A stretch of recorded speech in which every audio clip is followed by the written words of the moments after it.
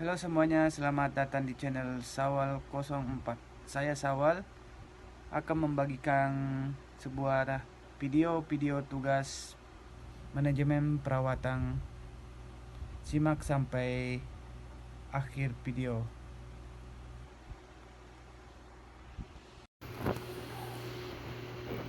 Iya, terima kasih. Sebelum memasuki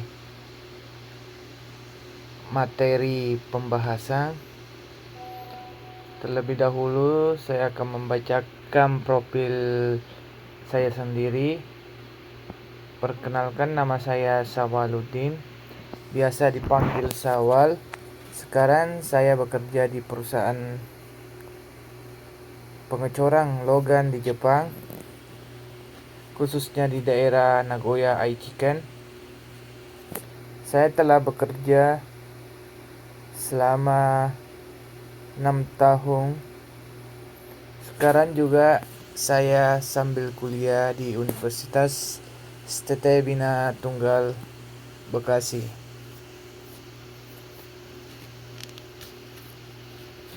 Selanjutnya di sampul ada logo Sekolah Tinggi Teknologi Bina Tunggal. Nama saya itu Sawaluddin. NIM 233 12015. Mata kuliah Manajemen Perawatan. Dosen Atu Tri Murni ST MT. Untuk pembahasannya, yang pertama itu principles of controlled maintenance,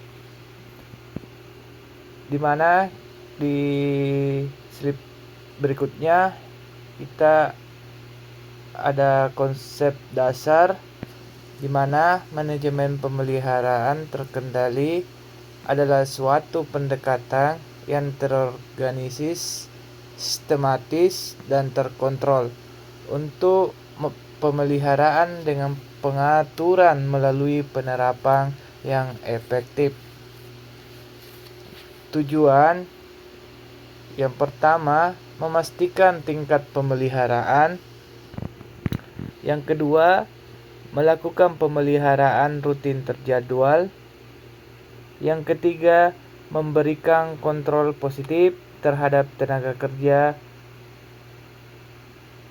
Yang keempat, meningkatkan efisiensi dengan penjadwalan kerja yang tepat. Yang kelima, menyediakan tenaga kerja. Yang keenam, mengontrol biaya pemeliharaan. Dan yang terakhir, menyediakan fasilitas terpusat. Sedangkan yang elemen dasar, manajemen pemeliharaan terkendali mempunyai dua elemen dasar, yaitu yang pertama, inventory, di mana inventory terperinci dan lengkap semua fasilitas, kesiapan, sistem dan peralatan untuk menentukan ruang lingkup pemeliharaan yang diperlukan. Yang kedua, standar pemeliharaan, menetapkan kondisi, fasilitas, kesiapan, sistem dan peralatan, serta untuk mempertahankan standar. Adapun klasifikasi pekerjaan dalam departemen pemeliharaan dapat dikategorikan ke dalam 5 jenis, yaitu yang pertama, pekerjaan darurat. Karakteristik utama dari pekerjaan darurat adalah memerlukan tindakan segera untuk menyelesaikan pekerjaan. Contohnya, untuk mencegah kehilangan atau kerusakan properti, untuk mengembalikan layanan penting, untuk menghilangkan risiko bahaya yang akan datang. Yang kedua, pekerjaan layanan. Pekerjaan layanan berwenang pada otorisasi pekerjaan layanan. Yang ketiga, pekerjaan kecil. Pekerjaan kecil digunakan sebagai pekerjaan tambahan untuk pekerjaan yang tidak terjadwal. Yang keempat, pekerjaan spesifik. Pekerjaan spesifik umumnya dijadwalkan sesuai perencanaan rinci. Dan yang terakhir, work standing merupakan pekerjaan yang mencangkup semua pekerjaan yang berulang-ulang.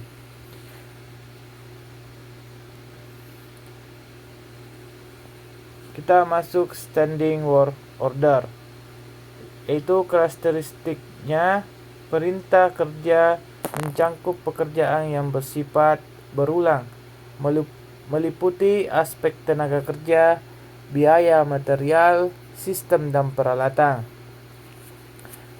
Sumber perintah kerja berasal dari kebutuhan pemeliharaan dan operasional pabrik, serta permintaan dari departemen lain untuk layanan dan dukungan pemeliharaan. Metode otorisasi. Perintah kerja dijalankan berdasarkan otorisasi yang disetujui. Estimasi akhir perencanaan dan penjadwalan tidak dapat dilakukan maksimal tanpa adanya perintah kerja. Penjadwalan dilakukan menggunakan papan jadwal. Yang selanjutnya, tipe standing work. Estimate standing work atau work orders, pekerjaan yang berulang-ulang dengan kebutuhan tenaga kerja konstan dan dapat diprediksi selama periode waktu tertentu. Yang kedua, unestimated standing work order. Pekerjaan yang kebutuhan tenaga kerja tidak dapat diperkirakan secara akurat. Workload analysis, di mana analisa beban kerjaan diperlukan untuk secara efektif menentukan penggunaan yang paling layak dan ekonomis oleh tenaga kerja dalam menyelesaikan pekerjaan kecil dan spesifik, serta perlu untuk menganalisis beban kerja. Analisis harus didasarkan pada data setidaknya periode 3 bulan. Breakdown yang direkomendasikan antara pekerja kecil dan spesifik adalah perencanaan. Rencana kerja harus disiapkan untuk menentukan pekerjaan yang harus diselesaikan, serta apa yang dibutuhkan untuk melakukan pekerjaan. Kecukupan spesifikasi sebuah perencanaan terdiri dari yang pertama, tes kecukupan, di mana tingkat ketergantungan yang dapat ditempatkan pada spesifikasi untuk menentukan tagihan lengkap, bahan, serta mendapatkan alat yang diperlukan, seperti peralatan khusus atau tenaga dan jadwal pekerjaan untuk mengaktifkan tenaga kerja dengan minimal. Yang kedua, materi. Pemeliharaan bahan didasarkan pada kebijakan saat ini, seperti standar pemeliharaan, keterbatasan dana, atau data lainnya. Yang ketiga, kelengkapan perencanaan. Harus teliti dalam tanggung jawabnya untuk menyatakan dengan jelas dan akurat lingkup rinci dari pekerjaan yang harus diselesaikan, termasuk sketsa atau gambar yang sesuai. Yang selanjutnya, metode pencapaian. Pekerjaan sering terdiri dari beberapa operasi yang masing-masing memiliki beberapa elemen. Manfaat metode ini antara lain Yang pertama, mencegah elemen penting pekerjaan terlewat. Yang kedua, memungkinkan penggunaan nilai waktu untuk estimasi, menunjukkan keterkaitan antar keahlian Krebs dalam setiap perintah kerja. Tugas kerja. Perencanaan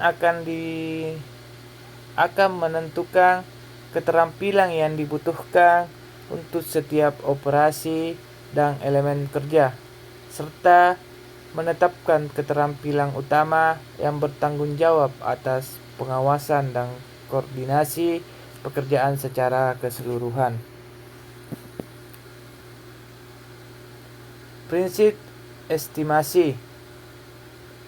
Prinsip estimasi yang pertama yaitu memberikan dasar persetujuan, ketidaksetujuan atau penundaan pekerjaan yang diusulkan. Yang kedua, memberikan dasar untuk peramalan anggaran. Yang ketiga, menyediakan data untuk perencanaan dan penjadwalan. Itulah tadi materi yang pertama yang bisa saya sampaikan. Selanjutnya saya akan presentasikan kembali yaitu materi yang kedua yaitu preventive maintenance.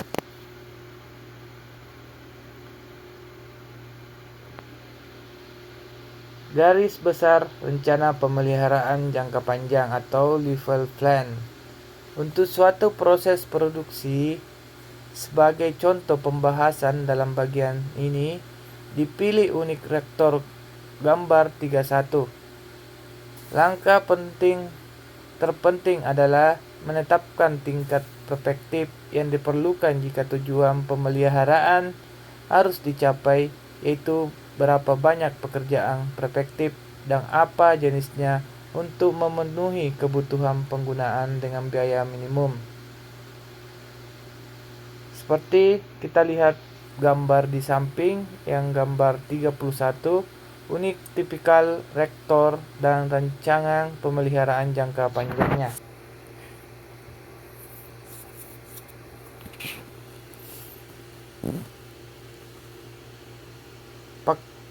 Selanjutnya, faktor-faktor yang mempengaruhi keputusan rencana. Pemeliharaan jangka panjang atau life plan yaitu gambar 32. Longevity produktif seperti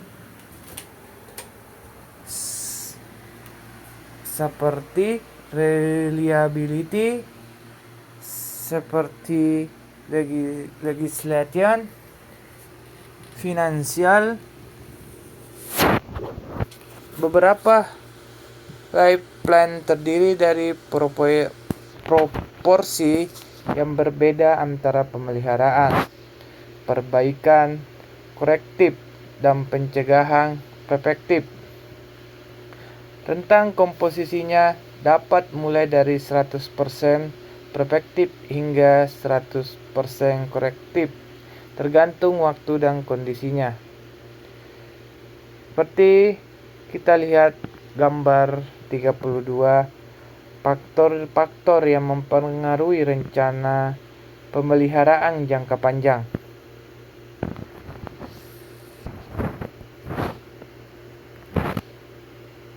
Prosedur yang selanjutnya termasuk prosedur untuk merumuskan rencana pemeliharaan jangka panjang atau life plan.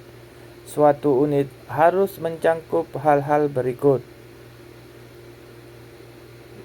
Yang pertama, mengidentifikasi unit komponen yang akan dilakukan pemeliharaan ke dalam bagian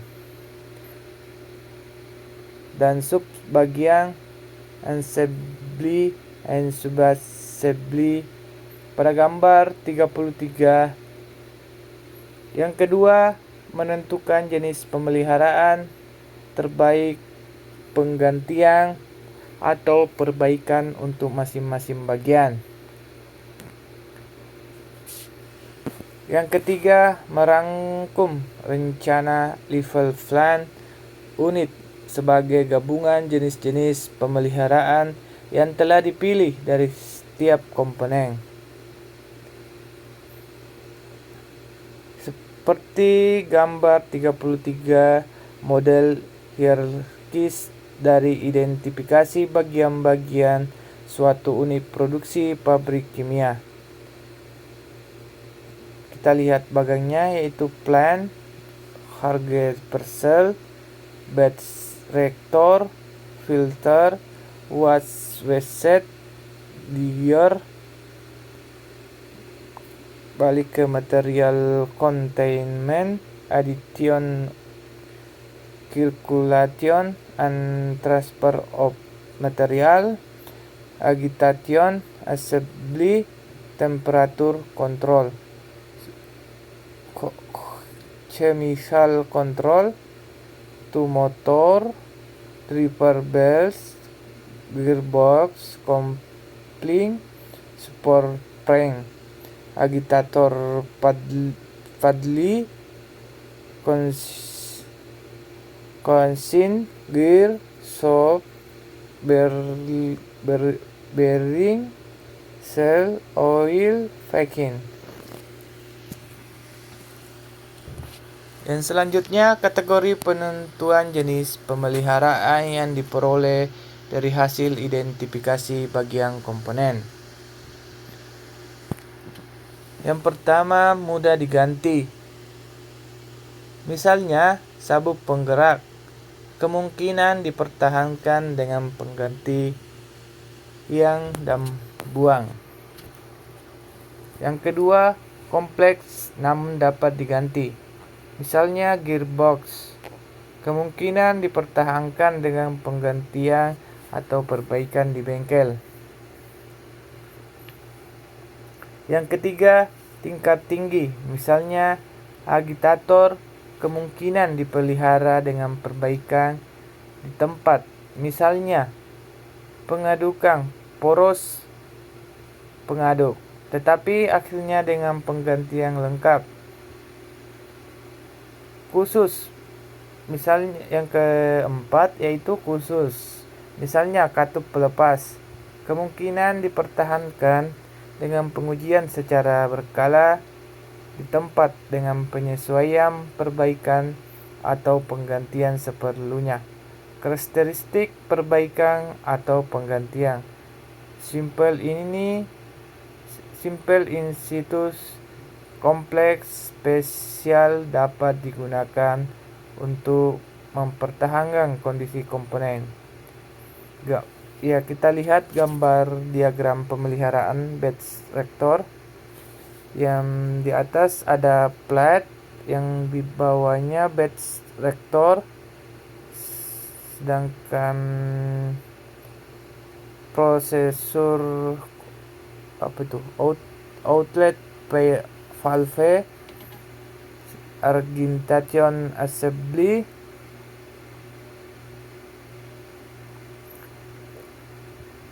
terbagi atas driver belts, motor, gearbox, agitator, serv, and paddle. Sedangkan motor itu slip springs dan buses.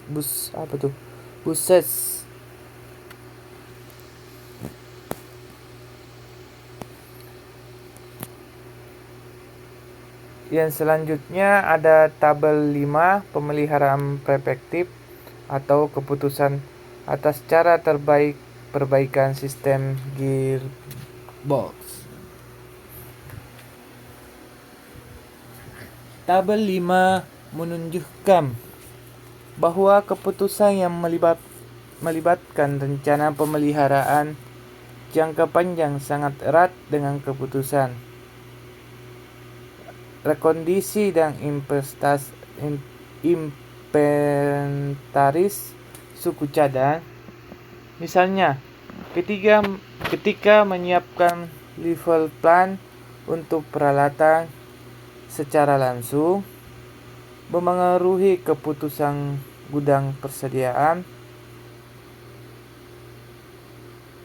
Seberapa banyak suku cadang? Apa tulisannya ini?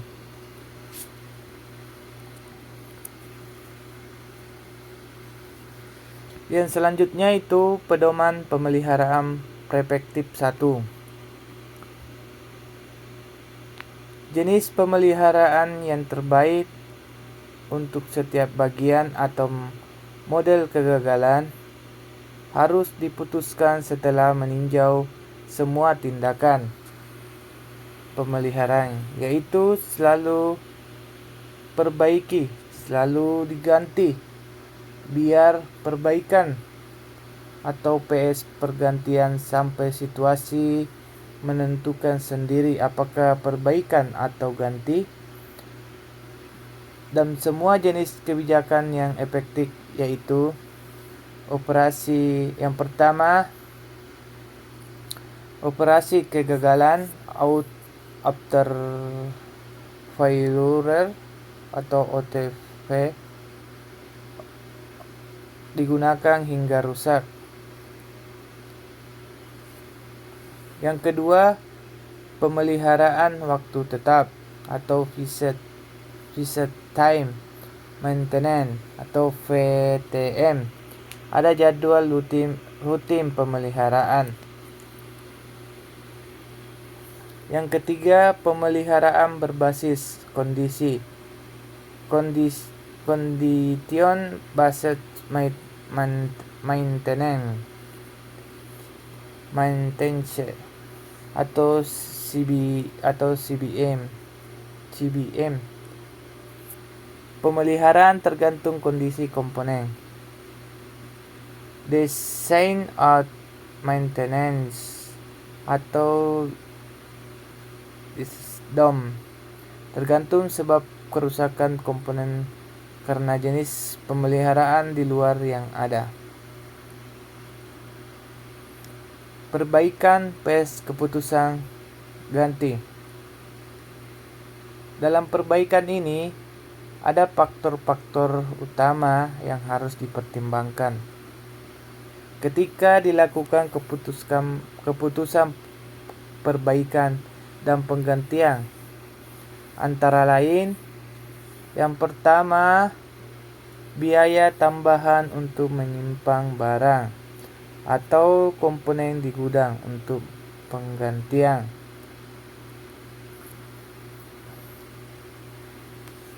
Yang kedua, kebutuhan komponen saat itu juga dipenuhi untuk perbaikan. Yang ketiga, kemungkinan terjadi penghematan biaya downtime jika penggantian komponen lebih cepat daripada dilakukan perbaikan,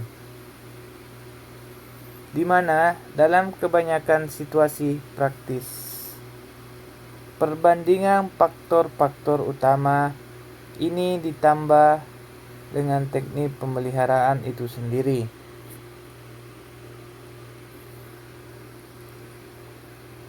Selanjutnya kita masuk ke pedoman pemeliharaan perspektif 2, di mana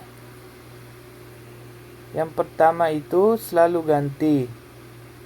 Agar hal ini dimungkinkan, barang harus disimpan di gudang. Jika rekondisi atau perbaikan harus dilakukan secara internal, komponen juga harus diadakan tersedia. Perbaikan PS ganti. Keputusan penggantian atau perbaikan kadang-kadang dibiarkan sampai kegagalan telah terjadi atau sudah dekat. Kebijakan semacam ini akan diadopsi sebagian karena adanya biaya tinggi pekerjaan pengganti, dan sebagian dari karena berbagai kemungkinan untuk jenis kegagalan yang akan terjadi di setiap metode kegagalan.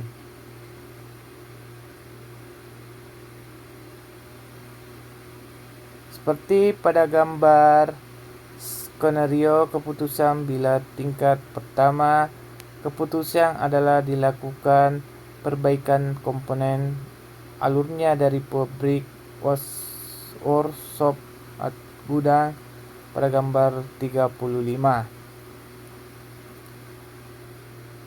yaitu yang first level decision plan travel, yang kedua second level decision workshop level, yang ketiga train level decision storage level. Itu terbagi atas plan, workshop, dan storage. Gambar 35 skenario keputusan, bila level pertama keputusan adalah rapid atau keputusan pemeliharaan dipengaruhi oleh informasi. Yang pertama yaitu kemungkinan bagian yang rusak, dan metode perbaikan ini situ yang tersedia, waktu, tenaga kerja, dan biaya material pengganti barang. Yang ketiga, biaya tidak tersedianya unit pengganti. Yang keempat, kemungkinan berfungsinya barang setelah perbaikan atau perbaikan sementara. Yang kelima, kemungkinan berfungsinya barang setelah penggantian kondisi dan kemungkinan berfungsinya kembali unit. Internal phase contract. Pertimbangan juga dapat terjadi ketika ditemui tingkat kesulitan dalam perbaikan atau pemeliharaan komponen atau mesin. Apakah akan dilakukan perbaikan secara internal atau bahkan akan dikerjakan di luar pabrik atau subkontrak, ataukah kombinasi keduanya? Adapun faktor-faktor yang mempengaruhi yaitu ketersediaan subkontraktor, kerumitan perbaikan, kebutuhan jaminan kualitas, dan keamanan pengiriman komponen.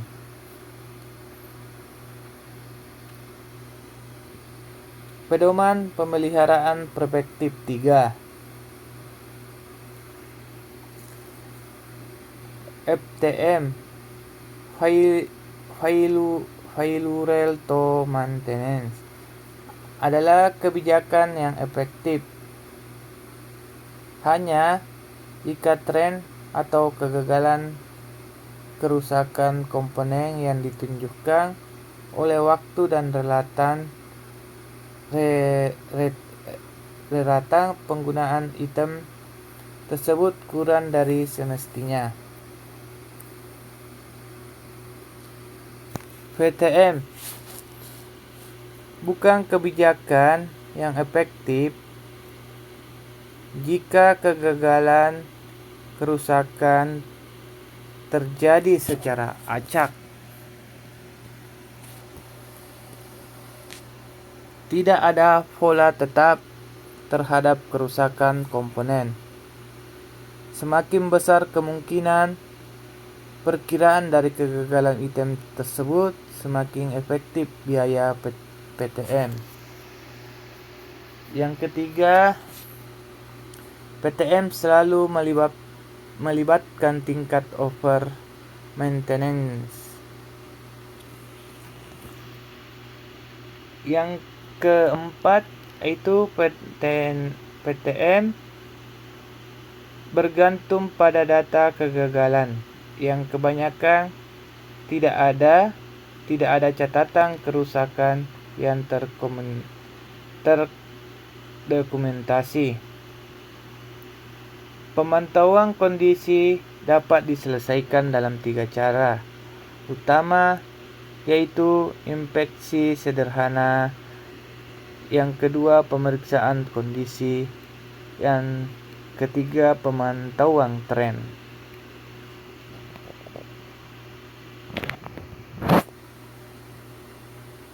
Ya, itulah tadi 2 materi yang bisa saya sampaikan dalam video ini.